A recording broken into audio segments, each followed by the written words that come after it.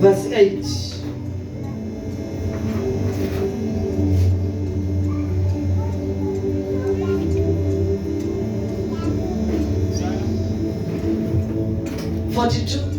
Verse 8.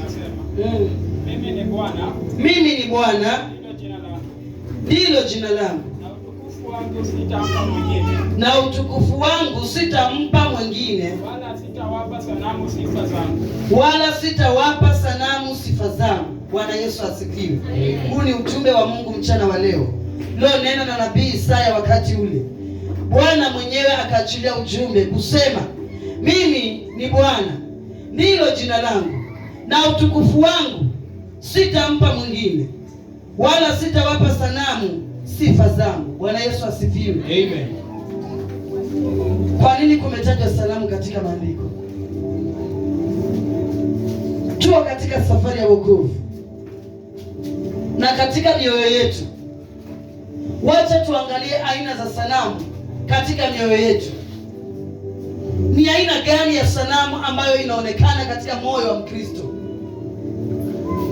kiasi cha kwamba Mungu anasema ya kwamba yeye ndiye Bwana na hilo ndilo jina lake. Yeye hagawi utukufu na mtu mwingine, na hashiriki ibada na sanamu awayo yoyote.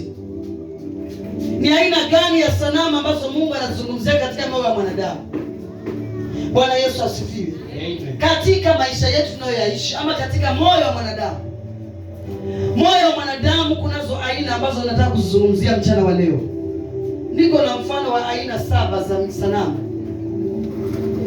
ambazo tuko nazo katika maisha yetu, na kila siku tunasema Yesu ni Bwana, na tunaishi tunatembea nazo tukisema si ni viongozi, na tumeishi nazo tukijiona kwamba si ni bora kuliko wengine, lakini bado zimesimama katika mioyo yetu. Sanamu hizi ni gani? Ya kwanza, sanamu ya mali na pesa. Bwana Yesu asifiwe. Amen. Pesa ni kitu kizuri sana, lakini pesa inaweza kusababishwa kuwa sanamu na ukaiabudu pasipo wewe mwenyewe kujielewa. Pesa na mali. Mtu anaweza kuwa na fedha nyingi sana kiasi cha kwamba katika mahali hamhitaji Mungu, maana kila kitu chake kinamwendea vizuri. Akawa na mali nyingi sana kiasi cha kwamba kumpenda Mungu kunapungua. Hiyo tayari ni aina ya sanamu imesimama. Akaanza kuabudu pesa, akaanza kuabudu sanamu, kumpenda Mungu kukapungua ndani yake. Na tunawapata wachungaji wengi siku hizi katika makanisa, walipoanza huduma wakiwa hawana hata shilingi 5. Sadaka ikawa ni mchungaji peke yake ndiye anatoa, washirika kawa hawatoi.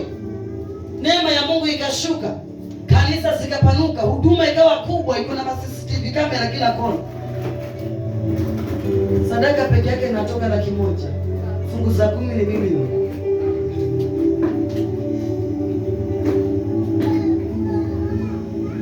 Sanamu ikaanza kuabudiwa pale.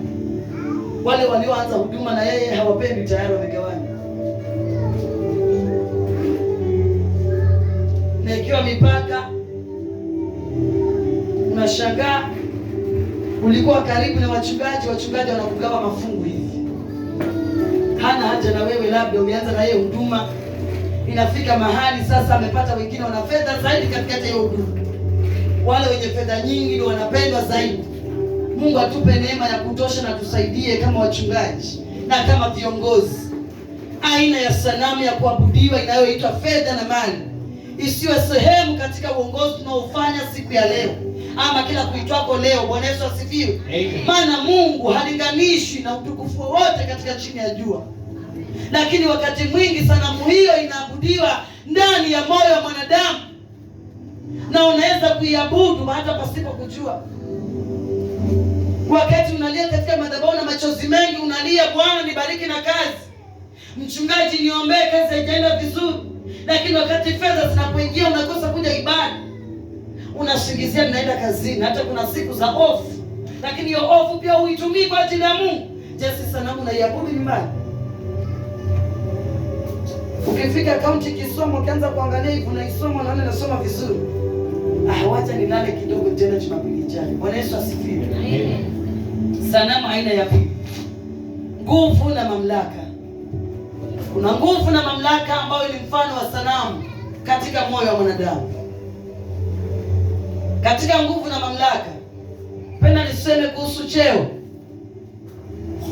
Cheo chako unaweza kuwa nacho mpendo, lakini nategemea na kitumiaje. Ama nguvu na mamlaka ulio nayo unaitumiaje? Wengine hupewa vyeo na vyeo vile wakatawala wengine, kule kutawala mwingine kiasi cha kwamba yule mwingine aone kama wewe ni Mungu wake. Wewe tayari ushakuwa sanamu. Bwana Yesu asifiwe. Nguvu na mamlaka.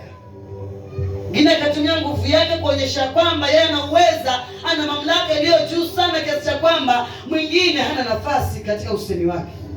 Bwana Yesu asifiwe. Huko ni kuabudiwa kwa mfano wa sanamu. Na vitu hivi viko ndani ya mioyo, havionekani hivi hivi, vinafichika ndani ya moyo. Bwana Yesu asifiwe. Amen.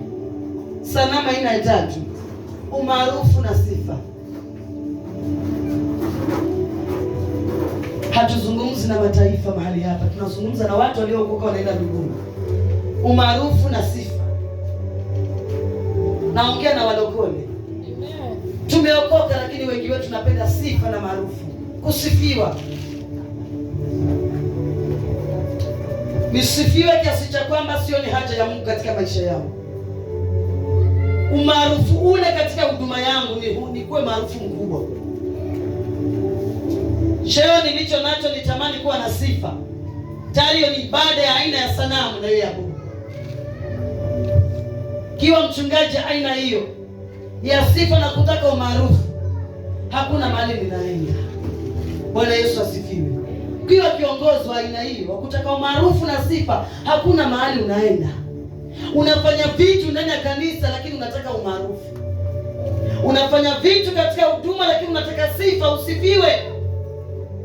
Hiyo ni aina ya sanamu katika moyo wa ndani. Bwana Yesu asifiwe. Amen.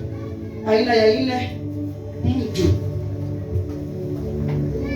Mtu anaweza kuwa sanamu ya mtu. Najua na maswali, kwa nini mtu awe sanamu? Mtu anaweza kuwa sanamu tena nzuri sana. Na mtu huyu ni nani ambaye anaweza kuwa na mfano wa sanamu? Mtu huyu anaweza kuwa ni rafiki yangu, akawa ni familia yako, akawa ni mpenzi. Ukaeka tumaini lako lote kwake yeye, kiasi cha kwamba nafasi ya Mungu ikawa haiko katika akili yako. Una wengi hutegemea kupata vilivyo vizuri kutoka kwa mtu ama rafiki, wakashinda kutambua ya kwamba Mungu ni wa vyote, anapeana. Wakategemea sana kwa mwanadamu kiasi cha kwamba akiwanyima wanalia. Lakini nikwambia siku ya leo ya kwamba mtu huyo huenda akawa ni mume wako ama mke wako. Usiruhusu awe sanamu katika maisha yako, kwa sababu unaweza kumtegemea yeye katika maisha yako yote, na ukawa unaona ya kwamba kule mbele hata maisha ikukatikia huoni namna, unaishi ujiue, maana mambo yameharibika. Hiyo tayari ni sanamu unaiabudia. Jamii ukaitegemea sana kiasi cha kwamba unaona kila kitu umeshikwa mkono na jamii. Ikifika siku ukatalia tu hivi, kwao kunaharibika. Bwana Yesu asifiwe. Je, moyo wako unamtegemea nani mchana wa leo katika hilo? Sanamu ya mtu. Nategemea ndugu yako kiasi cha kwamba ukipatwa na matatizo ni halo dada, halo kaka, halo baba, halo mama. Je, Mungu anapigiwa simu? Je, Mungu anashtuliwa akumbushe? Na amesema unikumbushe na tuhojiane. Eleza mambo yako upate kupewa haki yako. Je, Mungu ana nafasi katika hilo?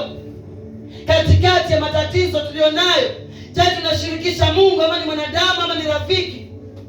Mwingine akaweka mpenzi mbele kuliko maisha ya Mungu. Bwana Yesu asifiwe. Amen. Na mwisho anaishia mataani, anasema alipata mzungu alimkatishia network, akamblock. Naona maisha yaendi bila mzungu, anajiua. Wengi wamejiua kisa na maana wameachwa na wazungu ama wameachwa na wapenzi wazuri. Penzi akikukatalia unasema heri nikufe maana nimekataliwa. Bwana Yesu asifiwe. Hiyo ni aina ya sanamu unaiabudu mpendwa. Ni wakati wa kuamka na kuchunguza. Wakati magumu yanapokufika yafikie kiasi hicho, je, ni yupi utamweka nafasi ya kwanza? Bwana Yesu asifiwe. Hatua ya 5. Anasa na raha. Anasa na raha inaweza kuwa sanamu mpendwa. Raha za dunia na starehe na tamaa za kimwili. Wengi wamepotoshwa katika ulimwengu huu. Wameweka starehe na anasa za dunia mbele. Kumpenda Mungu hakumo. Wanasema kumpenda Mungu hakuna faida. Hata ukiambia kwamba hii ni dhambi, bado wanasema ya kwamba acha tubobee katika dhambi, tutakuja kutubu baadaye. Bwana Yesu asifiwe. Ni sanamu wanaiabudu katika mioyo yao. Starehe na anasa na tamaa za dunia hii ni aina ya sanamu katika moyo wa mwanadamu. Bwana Yesu asifiwe. Amen. Aina nyingine ya sanamu, kiburi. Kiburi. Kiburi. Kujiona ya kwamba unaweza kufanya kila kitu hata bila Mungu. Ama kujiona kwamba wewe ni bora na kujipiga kifua ya kwamba kama sio mimi vingeweza kufanyika. Unaona tangu nikasusia sifanyi, sasa vimeharibika. Hiyo tayari ni sanamu katika moyo wa mwanadamu. Kujiona kwamba kitu chochote unachokifanya unaweza ukafanikiwa hata bila Mungu, lakini kumbe mbele yake ni ubatili tu. Bwana Yesu asifiwe. Hiyo ni sanamu mpendo katika moyo wa mwanadamu, na maisha yetu yameshindwa kupiga hatua ama kusonga, kwa sababu wengi hata viongozi ama washirika waumini walioamini, hiyo sanamu ya kiburi ndio imepandika ndani yetu. Nikiimba vizuri hata kishukishiwa roho tu, kiburi kinanipanda ya kwamba mimi ni mwimbaji mzuri sana, hiyo kanisa haiwezi imba bila mimi. Mimi ni mhubiri mzuri sana hata kuliko mchungaji, hiyo kanisa bila mimi haviendi vizuri. Bwana Yesu asifiwe. Amen. Hiyo huduma vile naifanya barabara, bila mimi haiendi vizuri, mimi ndio mtoaji mzuri. Hicho tayari ni kiburi, kujipiga kifua, kuona ya kwamba kila kitu unaweza ukifanya hata bila Mungu. Lakini jitambue mchana leo ya kwamba ukiondoa sanamu hii ya kiburi katika maisha yako, nuru ya Mungu inaangaza ikupe kuongoza jinsi ambavyo anataka Mungu mwenyewe. Maana Mungu anataka moyo wako peke yake uwe kwake. Hataki ushirikishe na vitu vingine vya aina yoyote chini ya jua. Bwana Yesu asifiwe. Amen. Ingine ya mwisho, akili au hekima ya mwanadamu. Akili au hekima ya mwanadamu, wengine wakazitegemea akili zao wenyewe pasipo kutambua ya kwamba Mungu ndio muweza wa yote. Hata hiyo akili ambayo Mungu amempa ama hekima ambayo Mungu amempa, ni Mungu ndio amempa hiyo ambayo uko nayo, lakini wengi hawajui kwamba ni Mungu amewapa. Na maandiko yanatuambia ya kwamba tusitegemee akili zetu wenyewe. Tukitegemea akili zetu wenyewe hakuna mahali tunaenda. Kila hatua tumtangulize Mungu. Hizo ni aina za sanamu ambazo nimetaka kuzungumzia mchana wa leo. Je, katika hiyo ni sanamu gani ambayo imesimama katika maisha yako? Katika hizo sanamu zote 7, ni gani ambayo iko ndani yako ambayo inakufanya usonge mbele? Pasipo kuiachilia na kuitoa hiyo sanamu mpendwa, hakuna mahali utaenda. Hakuna hatua utapiga. Utakuwa na mwonekano mzuri ndio, lakini kwa muda mfupi tutaona anguko. Tunajiuliza, mbona huyu ameanguka mara? Mbona huyu hapigi hatua? Ni nini mbaya? Kumbe hizi sanamu naziabudu. Wacha niache niwaachie nione watafanyaje. Ukituachia na sisi tunafanya. Bwana Yesu asifiwe. Umesema wacha niwaachie. Na bwana unaachia ndio Mungu naye anachukua na murjiwe lisimame kwa kila nafasi yako ndio unaachia. Amen. Kile unachoacha jiulize, nikiacha nani anachukua mwingine? Hata tumajiwe mwenda lazima aje aokoke hapa, kombolewe, mapepo asimame kwa hiyo nafasi yake. Bwana Yesu asifiwe. Amen. Mungu amesema ya kwamba yeye ndiye Bwana, ndilo jina lake. Hashiriki utukufu na mtu mwingine. Bwana Yesu asifiwe. Amen. Turudi tena kwa maandiko. Katika ule mstari wa 8 Isaya hiyo 42. Mimi ni Bwana, ndilo jina langu, na utukufu wangu sitampa mwingine, wala sitawapa sanamu sifa zangu. Bwana Yesu asifiwe.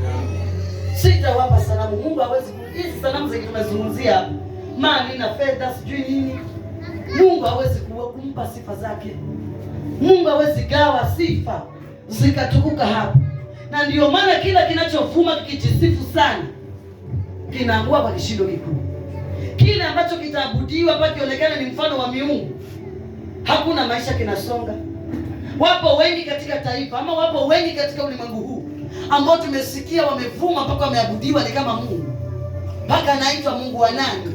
Bwana Yesu tumesikia mapasta wanaitwa Mungu. Mapasta wanaitwa Mungu. Isifikie hapo. Mungu anisamehe na nisaidie sana. Sitaki. Utaniua mapema, nitakufa. Ukimwona Mungu unakufa. Ukianza kuabudiwa kuwe ni sanamu unaabudiwa. Mtu tumesema ni mfano wa sanamu mbele za Mungu, akiabudiwa ni kama sanamu. Na nikianza kuchukuzwa tu mbele ya wanadamu tu nikifa na ningojea pale mbele. Tena rahisi.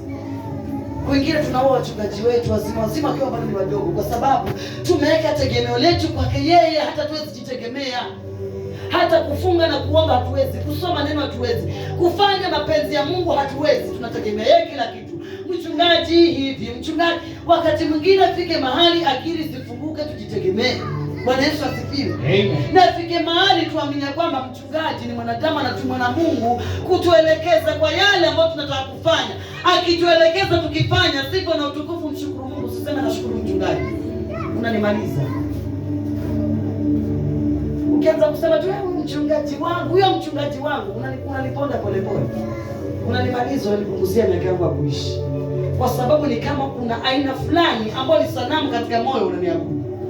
Na Mungu amesema ya kwamba hata kipa nguvu ama sifa katika sanamu, hata jipa sifa katika sanamu. Mimi nilifanya huduma ya Mungu, kilichobakia niregeshe sifa kwa Mungu.